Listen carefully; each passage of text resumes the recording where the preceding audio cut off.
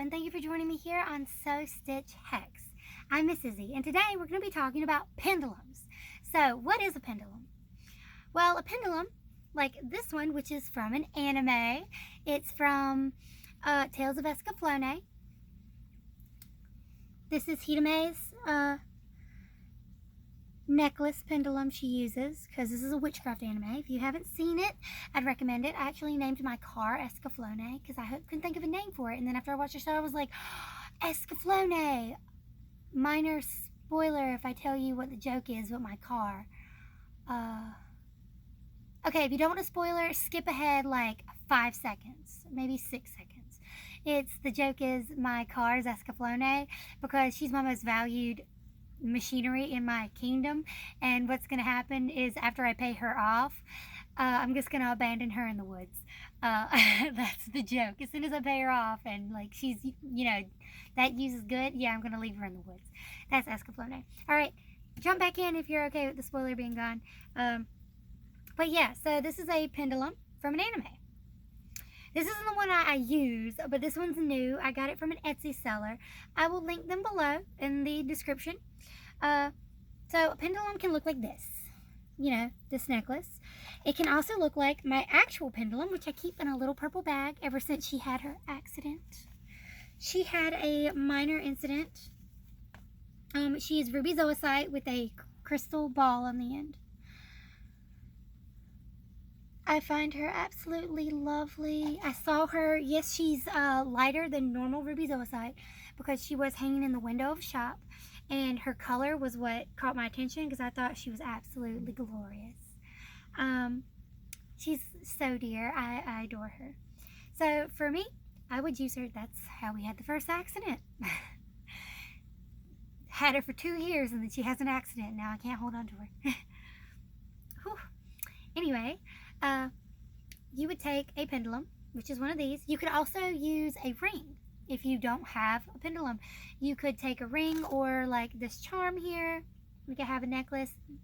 You would ask it for this purpose to guide you on your path. For me, I like to do this. I like to take a piece of paper. For me, I like to take nice parchment or really nice high quality drawing or painting paper. I have some watercolor paper that I use and some oil paints, and then I have one paper I use for charcoal. That's a really good one. You can just draw it with pen on notebook paper. I did this one a little bit extra, but like on notebook paper, so not the big deal. This was recommended in, I believe, Halo Queen's Your Fairy Heart, or it was in Morgan Delamar's Fairy Witchcraft. It was in one of the two. I can't recall which because both of them I read at the same exact time, so they blurred together. Some of the rituals blur together. They're both my favorite, but like Halo Quinn has my oath of honesty, so blurs. Yeah, this one is like a compass. This is how you do it. Now you can get a cloth. I'm just using a cloth from the last Unicorn Tarot because I paid for the special cloth. But I keep mine in my box, and the cloth doesn't fit in the box. It's a wooden box. It's beautiful. I'll show it at some point. I'll do a review. I have a million tarot decks. And I drew basically a compass. For me, I don't go by the same method as Scott Cunningham. Scott Cunningham says this would be yes, so front and back towards the camera. Front and back. And no would be a circle. I don't really work with that method very much. My method is yes and no. So no, yes. Not yes and no. Basically what we're going with. So yeah, you draw it out, which is what I did. It makes a compass. And for me, I like to do everything a little bit extra.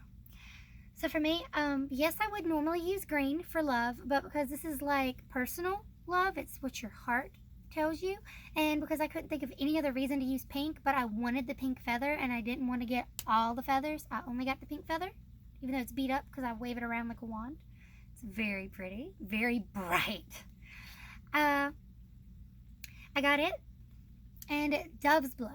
ink. It's not real dove's blood. It's just ink. It comes from a plant, and it's red.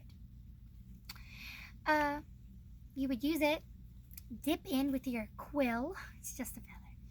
And from there, you would draw what you're going to draw. Usually it takes me 1 or 2 extra dips, not just one. And you're drawing with the intent of make your compass, which you don't have to have. I prefer to have one, and this is, you know, something some people have. Some people have the very elaborate cloths that are like 20 and 30 bucks or more, that have all of the astrological signs, the yes, no, maybe, not quite, like a full 8 ball in there. I just use a piece of paper, I draw on it, and I ask it to guide me to my heart's truth. What is the truth of my heart? What do I really want? What will lead me to what I really want? And, like, what do I know is true? What have I found out is true, and what am I denying myself as truth? And if it doesn't do anything, maybe it's not in the mood to answer. Like, maybe I didn't ask a good question. Maybe I did. Yes, I'm obviously moving it, just kind of like. So maybe the answer is yes. Maybe the answer is nada. But this would tell me, and you would need to concentrate. So what you would do is you would take your pendulum. I usually put mine between these 2 fingers just because that's what's comfortable to me, but you can do these 2. You can wrap it around, do whatever makes you feel good. You can wrap it and hold it. Do what feels right. Especially because you may not have one that's on such a convenient string. And these are expensive. I may have hurt my poor little dear, but, like, these are expensive. You can buy cheap ones. You can buy cheapsy ones. You can make them. That'd be cool. I love seeing the fancy ones with all the beads along the line. I just felt this was me. This is so me. It's perfect. It's my baby. You would take it and you would ask it your question, like, is this video going to get multiple viewers? And then it starts to immediately go at like a no motion. So I'm going to go with probably not. It's not that great. That's okay. Maybe it's going to get viewers eventually. And then it starts moving. So I guess it will eventually get viewers. Yes, that's a little extra. It's bouncy, and I like it. It's a dangly. Like, that's a little extra. Just a overly dramatic example. But you could ask it any kind of question. Like, will studying help me on the exam? Well, duh. But, you know, you can still ask. Because some people, like me, studying makes you feel awful. I've already graduated, but, you know. This is a great way to do simple divination with just simple yes-no questions. Or maybe you can do it an alternative way. You can assign one direction, one choice, and one direction, another choice. That is one way to do it. That's not the way I generally do it, but that is one way to do your pendulum readings. What ways do you usually use? Do you have a particular type of rock or stone that you like to use for your pendulum? I know I see a lot of quartz, and I know people really like rose quartz just because it's pink. I love my ruby zoisite, and I am interested in using the Escaflowne plastic I got here because I do like pop culture witchcraft, and I think this is super cute, even though I don't think it's as balanced as it could be. It's not very balanced at all, but it's really cute, and it's the idea. So what do you think below? Do you use pop culture witchcraft? What kind of stones do you use for your pendulums? Do you use a pendulum? Have you never used a pendulum? Is there a specific way you would rather draw it? Do you have a question in mind? Do you ever only ask the same question? How do you use your tools? What are some of your favorite tools? Since I haven't really asked what your favorite tools are. Alright, thank you for joining me here on Sew Stitch Hex. Today we learned about pendulums. So leave comments below, share, like, subscribe. Alright, I hope to see you next time. Bye!